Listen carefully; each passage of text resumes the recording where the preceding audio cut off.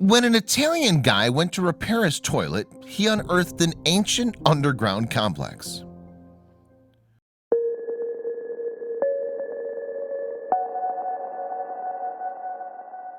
Luciano Faggiano and his sons dig through the floor of their property in Lecce, Italy, searching for a broken pipe in 2001. But as they remove shovels of debris, they come across the unexpected: a false door. And what lies underneath that layer leaves them and the rest of the town stunned. Italy has more than 40,000 years of human history. As such, the country plays host to an incredible collection of ruins from eras past. Rome, for example, was established in 735 BC, and any visit to the Eternal City would be incomplete without visits to its many ruins from the civilization that started it all. Perhaps the most iconic Roman relic is the Colosseum, an architectural feat finished in 80 AD. The circular amphitheater welcomed audiences of up to 80,000 people once upon a time. Inside, they could watch everything from gladiator fights and public executions to sea battles, once the place was flooded with water. Nearby stands the Forum, which once served as the heart of Roman daily life. Here, residents could hear public speeches, attend criminal trials, and learn the results of elections. 2,000 years later, many of the buildings and monuments have crumbled, but millions of tourists pile in to see it and imagine what life was like centuries ago. And Rome isn't the only Italian city where these kinds of architectural artifacts still stand. Lonely Planet calls the ruins of the town of Pompeii one of the world's most engrossing archaeological experiences. That's because the entire cityscape was preserved by the same volcanic ash that destroyed it in 79 AD. Pompeii remained hidden under ash and earth until 1594, when an architect named Domenico Fontana attempted to dig a canal. Instead, he found the town's ruins. Amazingly, excavators eventually discovered the molds of Pompeii's former residents. They'd been buried by volcanic ash between 13 and 20 feet of the stuff, creating forms of their figures that remained even after their bodies decayed. Archaeologists decided to fill those molds up with plaster, making somber figurines of real people who lost their lives in the volcanic eruption. Also preserved within the ash were homes, shops, cafes, amphitheaters, temples, and a brothel. There's even graffiti scribbled in colloquial vulgar Latin, a long-lost language different from that used by classical authors. Because of Pompeii's historical and cultural significance, it's earned the title of World Heritage Site from the United Nations Educational, Scientific, and Cultural Organization, known simply as UNESCO. Countrywide, Italy has 54 landmarks with this title as of 2018, more than any other country in the world. On top of that, Italy has a long list of sites it considers worthy of the World Heritage Site title. Future nominations considered by UNESCO will, in fact, come from this roster. One such inclusion is Salento, the region within the heel of the boot-shaped country. Its presence is largely down to the area's Baroque architecture, particularly in the city of Lecce. The Messapians, an ancient tribe that inhabited the Salento region long before Jesus' birth, founded what would become Lecce.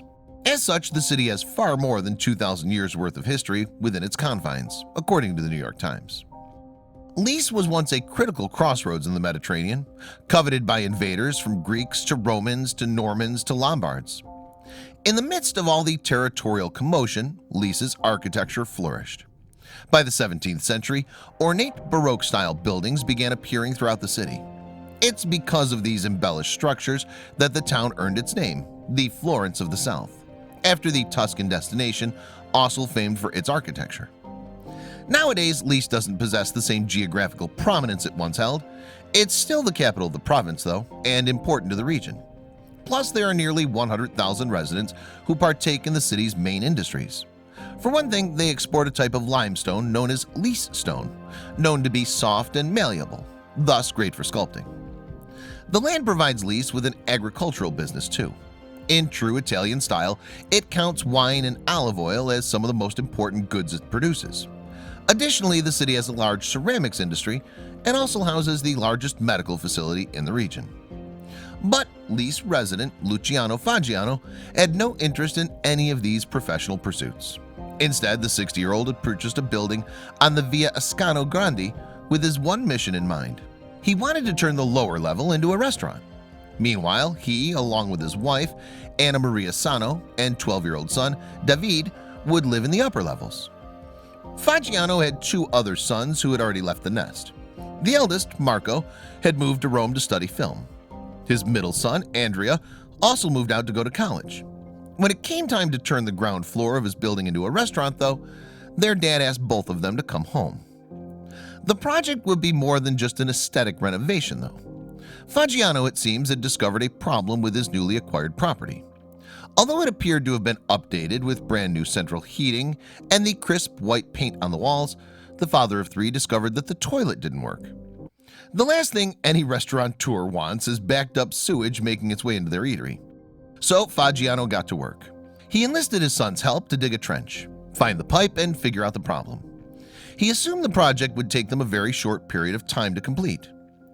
Fagiano told the New York Times, "I said, come, I need your help. It will only be a week." His sons heeded the call, and the four of them began to dig for the faulty pipe. Soon, though, they uncovered something they could never have expected: a false floor. At this point, Fagiano knew for sure that the project he promised wasn't to be.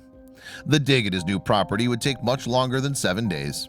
He and his sons worked to remove the false door, but they made sure to keep what they were doing a secret from Sano. Fagiano's secrecy likely had to do with what he found beneath the faux floorboards and how he found it.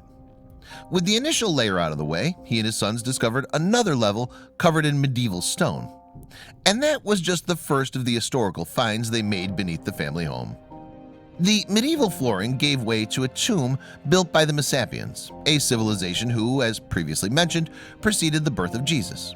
Fagiano and his sons also uncovered a grain storage chamber built by the ancient Romans. Then they found the basement of a convent, a space that nuns used to ready bodies for burial. Fagiano had in fact found an interesting way of exploring new areas of the ruins beneath his home. He would sometimes tie a line around David, his then 12-year-old son. Then he'd lower the preteen into the newly uncovered areas to see what hid inside them. "I made sure to tell David not to tell his mama," Fagiano said of the young man, who didn't spill the truth to his mom.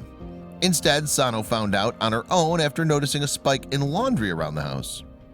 "We had all these dirty clothes every day. I didn't understand what was going on," she said. And as it turned out, Sano wasn't the only one who started to wonder what was happening with Fagiano and his sons. The quartet had in fact begun removing debris from their archaeological dig in the back of a car. Neighbors then began to take notice of their suspicious hauls. So those who lived near the Fagiano residence on Via Asciano Grande called the authorities. Once the police arrived, they ended the project that the patriarch had started. He couldn't helm an unsanctioned archaeological dig.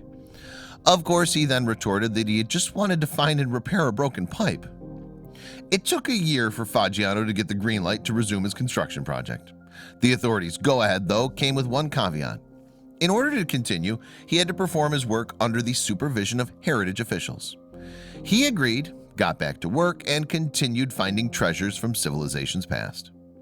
Along with the already discovered rooms, Fagiano went on to uncover everything from ancient vases and jewelry to medieval-era relics, devotional bottles used by the Romans, and frescoes hidden within the underground chambers. And each discovery came from a different era of life in Lecce. Heritage official Giovanni Giangreco was on hand to help supervise the dig. Talking to the New York Times, he noted that the Fagiano house has layers that are representative of almost all the city's history. To that end, Lecce officials assumed there would be an important discovery during the excavation, so they sent along an archaeologist to oversee the work. Nevertheless, it would be Fagiano and his sons who did all the labor. They paid for the entire thing as well, but they soon found themselves enveloped in the process.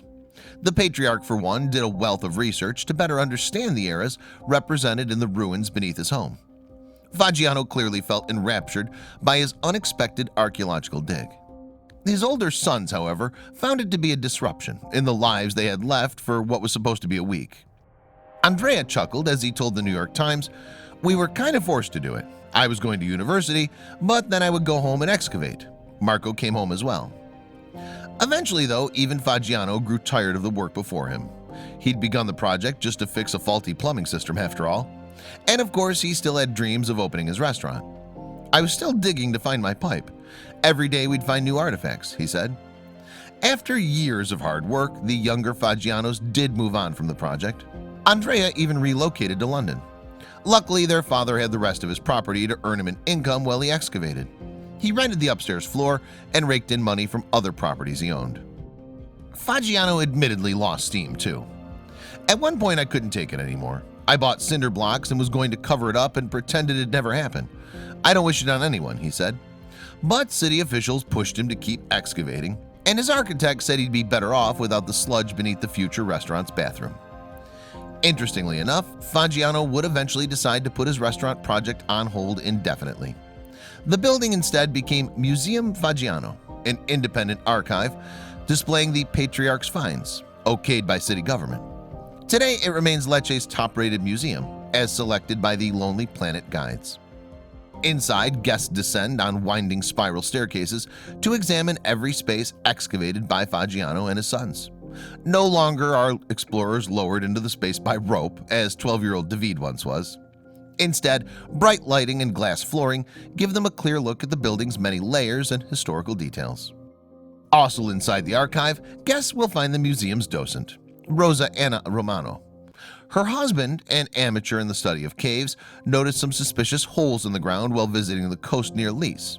More specifically, he noticed the gaps in the midst of a bathroom break.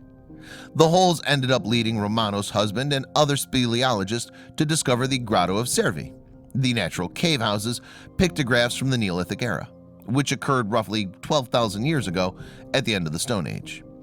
Before he stumbled upon the natural wonder in 1970, no one knew any of it existed. And while that certainly sounds familiar to Faggiano's accidental discovery of the ruins beneath his home, there was more connecting the two stories. As he described it, we were brought together by sewage systems.